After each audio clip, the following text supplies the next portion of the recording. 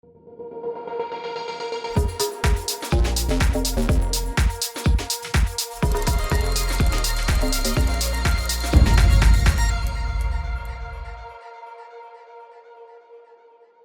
there everybody, Sam's Trains here, welcome back to the Railway and welcome back to the Model Railway news for February 2023. I'm here as always with all of the latest news and updates from our fantastic hobby, and I'm going to jump in with those very soon. First though, I want to give a massive shout out to Postman Chris. Apparently Chris watches the videos, he doesn't know he's getting this shout out, so I thought it'd be nice to surprise him with that. And while I'm at it, I want to say a massive thank you to all of the Royal Mail posties that have delivered and collected from me. They're here at the house almost every single day, and without them I could not do my job. So thank you all so much for what you do. Right, on with the news. We're going to start off with Rapido Trains UK, who have made another model release. This time it is the VIX ferry vans in 00 scale, and there are 12 versions available, sort of. I'll talk more about that in just a second. And these are available from the retailers for £39.06. And if you're interested in picking up one of those, I'll pop an affiliate link down in the description. Would you like to see one reviewed? Please do let me know if so in the comments.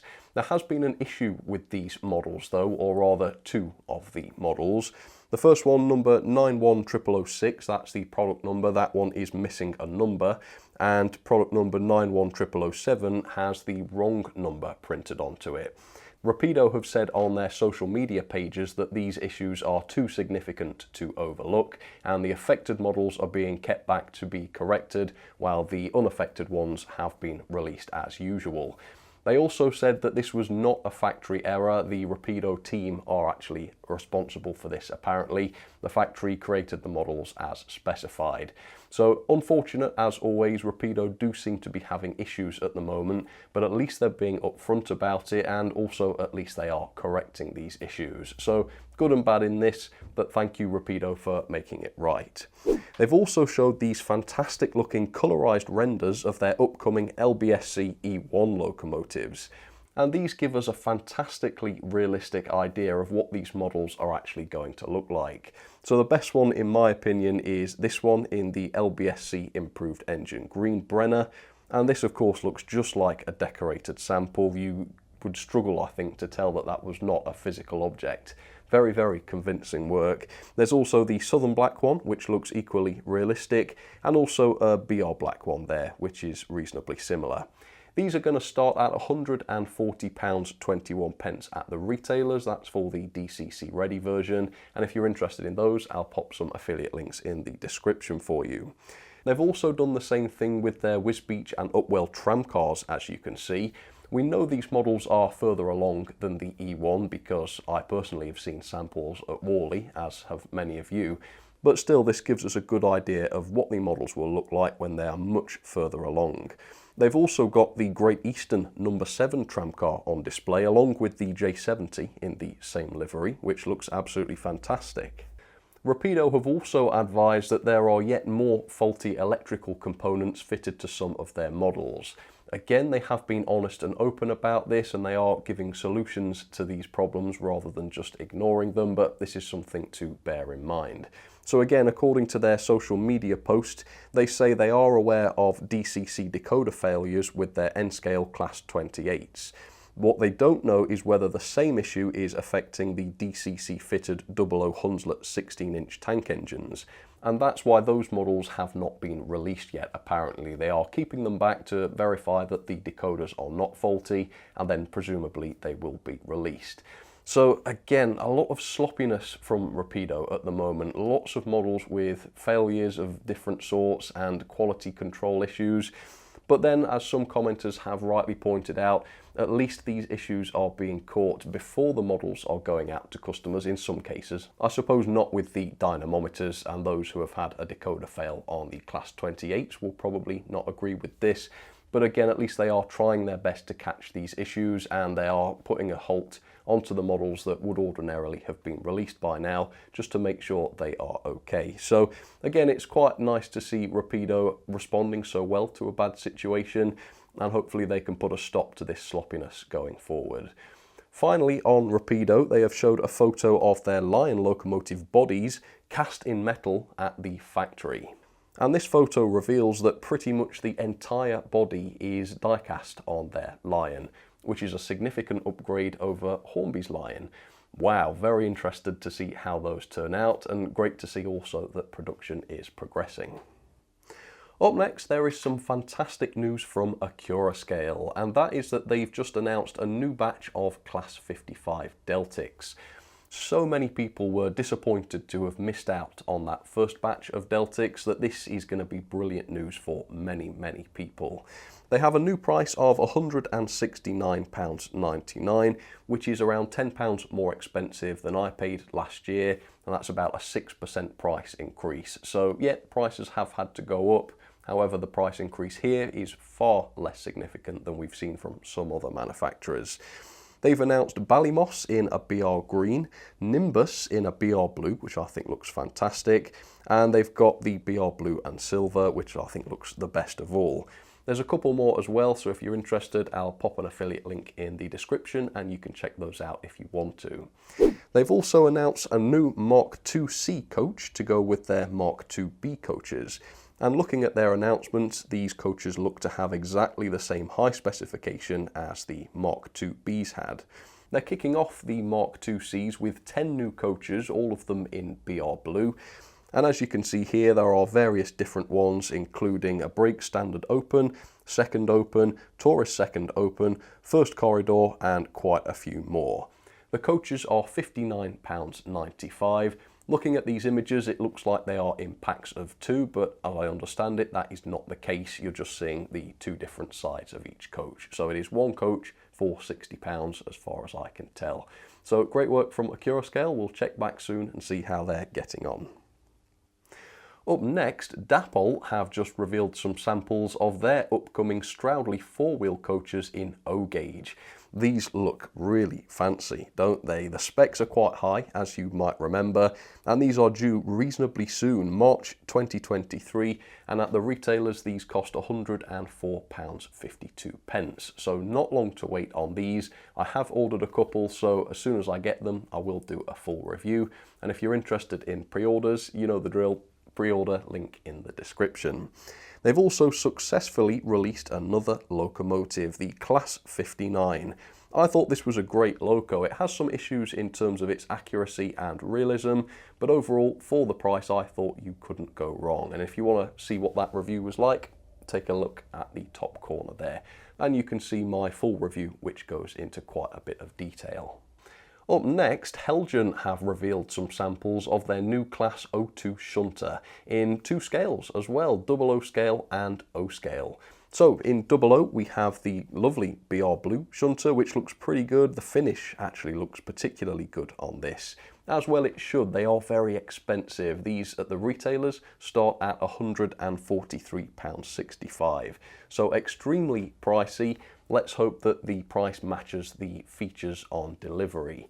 And then of course we've got the O-scale Class 02. This time the sample is in a very fetching industrial green livery with wasp striping, which also looks fantastic. And these, as you'd expect, are quite a bit more expensive, and they start at £330.65 at the retailers. Check those out, links in the description, affiliate ones if you're interested. Up next, Hattons have completed the livery artwork for their Great Eastern Genesis coaches. They've displayed the artwork for both the 4 and the 6-wheel variants, which look really good in the livery, I think.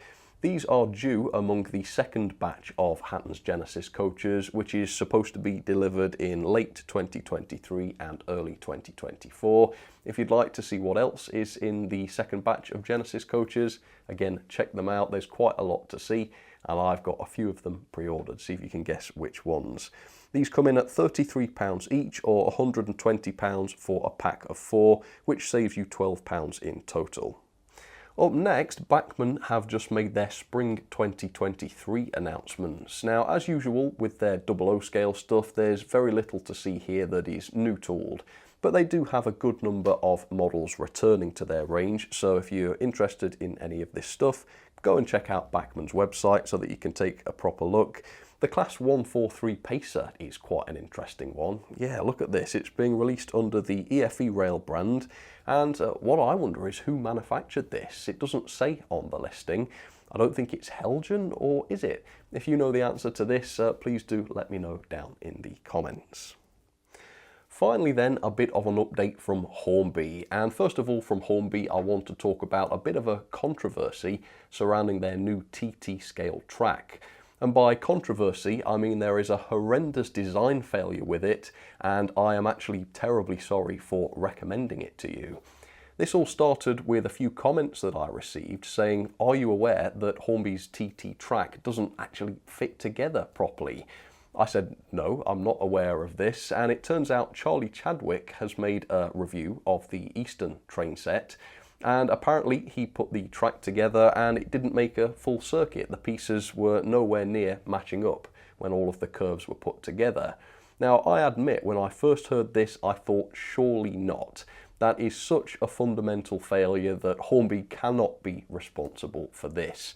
I assumed that maybe Charlie had used the point correcting curve, which is a curve of a slightly different radius inside that circuit, and that's why it didn't match up. But to be sure, I put my TT circuit of track together, the same one that came with the set, and sure enough, I was wrong. Charlie was absolutely correct. The track overlaps by a good 30 millimeters, and to connect that track you have to pull it apart, and that means that gaps open up between the joins in the track at different points in the layout, and if you fix those gaps then they open up elsewhere. I also noticed that the track doesn't sit straight when you put it on a flat surface. It sort of twists and bends, doesn't sit flat at all. So I went to have a closer look at the layout I had built, and sure enough, yes, these gaps exist there too. Normally I would have just said that's probably my fault. I'm not experienced in building layouts, I probably just did it wrong. But no, there is a design fault with Hornby's TT track that means the geometry is completely off. Now, does this really matter? Did I notice it when I put my layout together? I admit, no, I did not. Did my trains work okay on it? Yes, they did, but I've only tried one loco and one type of coach. Honestly, I don't know what the effect of this error will be moving on. So my advice would be don't buy the Hornby TT track. Pico have a range of TT scale track as well. I have not tried this personally, but I'm told that the parts do fit together on Pico's range. It's quite an amazing achievement. You would think it's the bare minimum, but apparently it's not. So Pico is the way I would recommend you go with TT track. At the very least, if you're investing in a new system, you want the parts of it to go together properly, and I'm shocked that Hornby managed to get that wrong. So stay tuned. If there's any update from Hornby, I will let you know, but for now, don't buy Hornby's track. You might as well go for Pico, and we'll see what my layout is like with some of the other rolling stock. Hopefully it will work okay. Whether you take that risk is up to you. Next, Hornby have addressed the discrepancy in the prices between their two Ginty locomotives. Last month I pointed out that the black Ginty was significantly cheaper than the blue Ginty. Now, Hornby haven't made a statement about why this was, but they have adjusted the price of the black Ginty so that it now matches the blue one. No idea what happened there. Maybe it was just a mistake, or maybe they changed their mind. I guess we will never know without a statement. Also, as you know, the first TT products have gone out. The first two train sets are now out, and I did a review of the Easterner train set quite recently, and if you'd like to see how that went, there's a link up there. Besides the issues with the track, the locos and rolling stock are great. The quality is decent, the detail is very, very good, and if you haven't seen those already, I would recommend checking them out. They've also revealed some CADs of their new B17 locomotive, which I think looks incredibly odd. The streamlining, of course, makes it look quite similar to an A4, but looking at it, it's clearly nothing like an A4. Both the loco and the tender are much shorter than an A4, and they almost look like a toy version of the A4, don't they? But absolutely realistic. That is how streamlined B17s looked. So great to see some development going ahead with the B17 Streamlined Edition. We'll stay tuned and hopefully we'll see some samples soon. They've also got their Laureate Y machinery trucks in stock at an astonishing £46.99 RRP and £42.29 at the retailers. In contrast, Rapido's Laureate Y, which is not yet out but it's in the works, costs £33.96 at the retailers, which makes Hornby's 27% more expensive. Is there £8 more value in Hornby's Laureate versus Rapido's? Looking at both companies' models, I would be very surprised, but only time will tell. I thought you'd be interested in that. Right, well, that is it for the news this month. Quite a lot of controversy about, but also quite a lot of exciting new developments. So definitely a bit of a mixed bag. As always, if there's anything I did not mention and you think it deserves a mention, please pop it down in the comments and I will consider it for next time. For now though, I hope you have a fantastic time modelling and I will see you very, very soon with some more videos and some more news. Alright, cheers folks, you take care.